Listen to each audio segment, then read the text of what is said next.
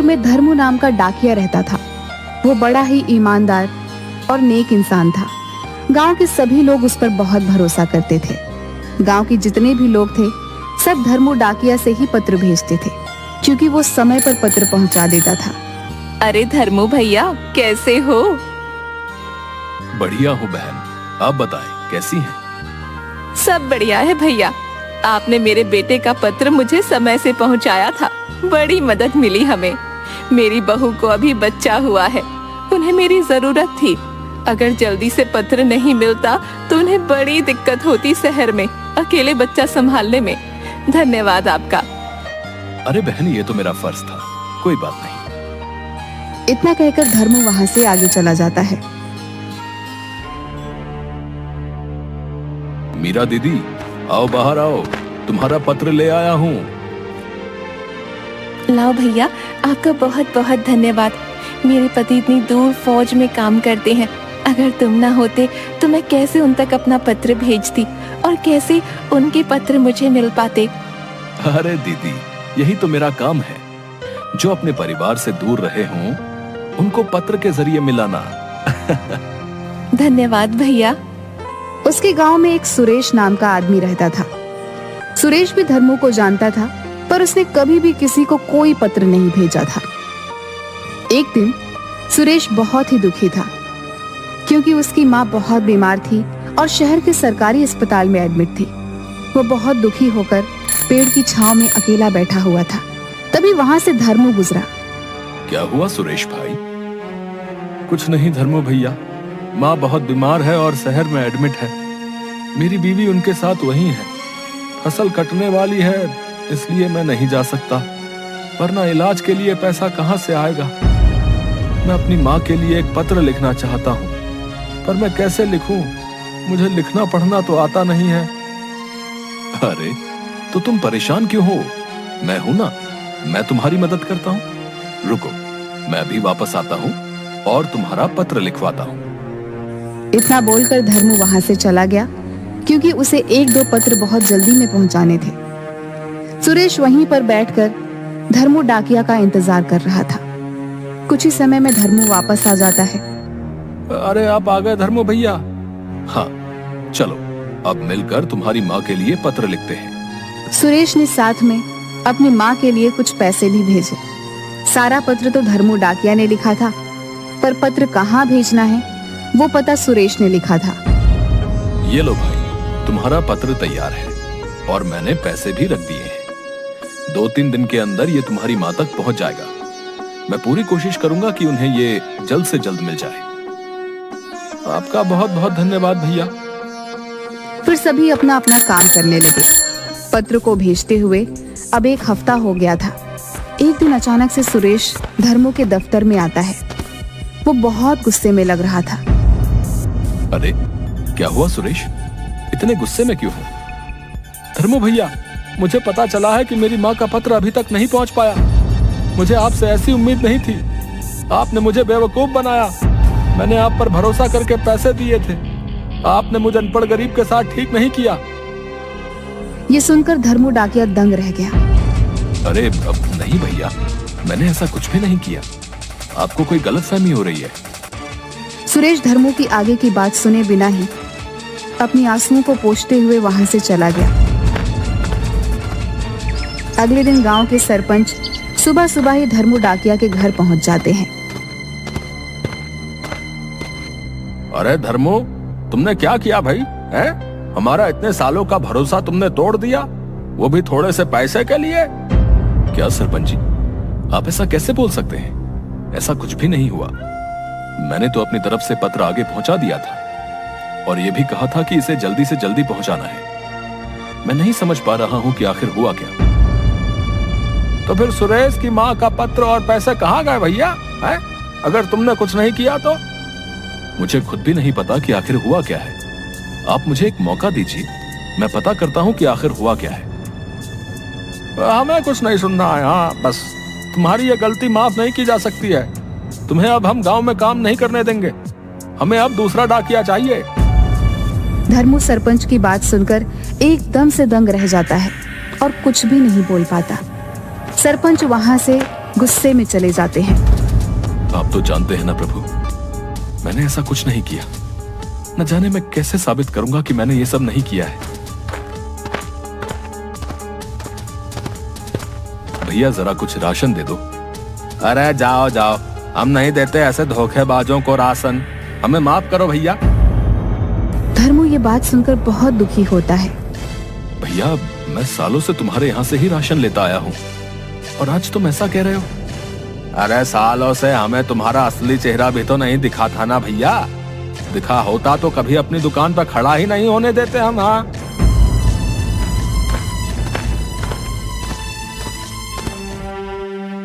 दुकान वाले ने तो कुछ भी राशन नहीं दिया। 2 दिन से काम पे भी नहीं गया हूँ। ऐसा चलता रहा तो भूखा ही मर जाऊंगा मैं। धर्मू बहुत घबरा जाता है। उसे कुछ भी नहीं समझ आता कि वो क्या करे। वो काफी देर तक सोचता रहता है कि ऐसा ना हो कि उसे गांव वाले जाने की धमकी दे दे। अपनी भूख शांत करने के लिए धर्मू पानी पीकर बिस्तर पर लेट जाता है। हे भगवान, ये क्या हो रहा है? अब मैं क्या करूं? दूसरी तरफ सुरेश अपने सारे काम छोड़कर बस अपनी माँ के पत्र के बारे में सोच रहा था। न जाने माँ कैसी होगी, मेरी बीवी सब कैसे संभाल रही होगी। हमारे पास सब पैसे भी खत्म हो गए हैं। अब मैं क्या करूं? अब अरे तुम परेशान क्यों हो रहे हो? हम तुम्हारी मदद कर रहे हैं ना। कुछ वक्त लग सकता है पर हम तुम्हारा पत्र और पैसा ढूंढ निकालेंगे भाई। इसी तरह 2 दिन बीत गए। कोई उससे पहले की तरह बात नहीं करता था, मगर उसने अपने स्वाभिमान और सच्चाई के आगे हार नहीं मानी थी। वो हर रोज काम के लिए निकल रहा था। शीला बहन, लाओ, तुम्हें अपने बेटे को पत्र पहुंचाना होगा ना। नहीं बाबा, रहने दो। भगवान जाने पत्र पहुँचे कि नहीं। बहन तुमने भी मुझे ऐसी खरी खोटी सुना दी। अब तुम किसी गरीब का पैसा ऐसे मार के बैठोगे तो हम तुम्हारी आरती थोड़ी ना उतारेंगे। धर्मू अब तक सब कुछ चुपचाप सह रहा था, मगर शीला की ये कड़वी बातें उसके दिल पर लग गई। ठीक है बहन, मेरी ही कुछ भूल रही होगी। चलता हूँ। हाँ हाँ, जाओ जाओ। तुम्हारे जैसे चोर उचक्कों को यहाँ रोका भी किसने है? आए बड़े संत कहीं के। 2 दिन बीत गए और धर्मू डाकिया अपने घर से बाहर भी नहीं निकला। सरपंच हमेशा की तरह सुबह सुबह पंचायत में बैठे थे। तभी सुरेश भागा भागा वहाँ आता है। अरे सुरेश, ऐसे क्यों भाग रहे हो भाई? क्या बात हो गई? सरपंच जी, हमसे बड़ी भूल हो गई। अरे अरे जरा सांस ले लो, फिर बताओ क्या हुआ? बहुत बड़ी भूल हो गई हमसे। धर्मू भैया बेकसूर हैं, उन्होंने कुछ नहीं किया। मुझे मेरा पत्र और पैसे दोनों मिल गए हैं। क्या? ये क्या बात कर रहे हो तुम? सरपंच के साथ साथ वहाँ मौजूद सभी गांव वाले ये सुनकर दंग रह जाते हैं। ठीक से बताओ क्या हुआ? कहाँ से मिल गया पत्र और पैसा भाई? सरपंच जी, मुझसे बड़ी भूल हो गई। सारा पत्र तो धर्मू भैया ने लिखा था, मगर उस पर पता मैंने डाला था। मैं ठहरा अनपढ़ गवार, मैंने गलत सलत पता लिख दिया। डाकिया जब पत्र लेकर शहर गया तो वो पता नहीं मिला ही नहीं। 1 हफ्ता इसलिए लग गया क्योंकि धर्मू भैया ने उसे कहा था कि पत्र पहुंचाना बहुत जरूरी है, तो वो शहर में उस पते को खोजता रहा। इतना ही नहीं, धर्मू भैया ने अपने पास से कुछ पैसे भी दिए थे मेरा पत्र जल्दी पहुंचाने के लिए। अरे अब तब तो हमसे बड़ी भूल हो गई है भैया धर्मू को पहचानने में। वो दूसरा डाकिया जिससे धर्मू भैया ने पत्र भेजा था, वो आज ही मेरे पास आया और आके मुझे मेरा पत्र और पैसा लौटा के गया है। मैंने बड़ा पाप कर दिया सरपंच जी, धर्मू भैया पे शक करके। अरे तुम ही क्यों, हम सबसे भूल हुई है भैया। हमें चल के उससे माफी मांगनी चाहिए। फिर रमेश, सरपंच जी और गांव के कुछ लोग धर्मू के घर की तरफ चल पड़ते हैं। धर्मू, दरवाजा खोलो भाई। धर्मू भैया, मैं सुरेश, दरवाजा खोलिए, हमें आपसे बात करनी है। बहुत देर तक धर्मू का दरवाजा खटखटाने के बाद कोई भी बाहर नहीं आता। कहीं ऐसा तो नहीं कि धर्मू गांव छोड़ के कहीं चला गया भाई? अरे नहीं, दरवाजा अंदर से बंद है। तो कहीं ऐसा ना हो कि इतना सब सुनने के बाद उन्होंने कोई गलत कदम उठा लिया भाई?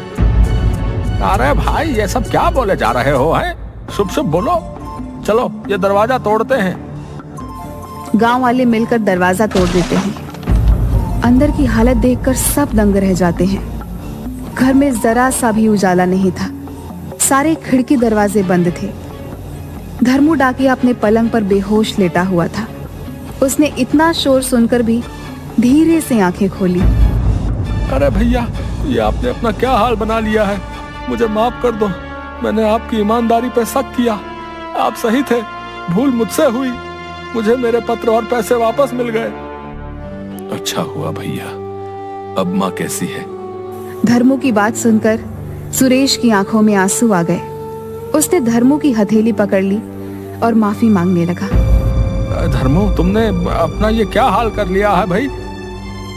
मैंने इतने साल इस गांव की सेवा करके बस विश्वास और मान सम्मान ही कमाया था। मैं उसे ऐसे टूटा हुआ देखकर खुद भी टूट गया, इसलिए मेरी ये हालत हो गई। अब हम सबको माफ कर दो धर्मू। हमें तुम्हारे साथ ऐसा व्यवहार नहीं करना चाहिए था। हमसे भूल हो गई भाई। कोई बात नहीं, मैंने आप सबको माफ कर दिया है। आप परेशान ना हो। और हाँ, मेरा एक काम जरा जल्दी से कर दो। अब कौन सा काम? मीरा दीदी है ना, जिनके पति फौज में है। देखो, मैंने उधर उनके पति के नाम से एक पत्र लिख के रखा है, जरा उन तक पहुंचा दो। सब लोग धर्मू की बात सुनकर हैरान हो जाते हैं। तुम उनके पति के नाम से पत्र लिखकर क्यों भेजते हो? हाँ सरपंच जी, उनके पति को मरे हुए अब साल भर होने को आया है। अगर मैंने उन्हें ये सच बता दिया तो वो जीते जी मर जाएगी। इसलिए उनके पति के नाम के झूठे पत्र लिख देता हूँ। कम से कम इसी सहारे वो जिंदा तो रहेगी। धर्मू की बात सुनकर सबकी आंखों में आंसू आ जाते हैं। अब तुम बहुत महान आदमी हो धर्मू। हम एक बार फिर से तुमसे माफी मांगते हैं। और हाँ, तुम भी अब अपनी सेहत सही कर लो भाई, क्योंकि कल से तुम्हें ही फिर से सब पत्र पहुंचाने हैं, क्योंकि तुम ही हमारे गांव के नंबर 1 डाकिया हो भाई।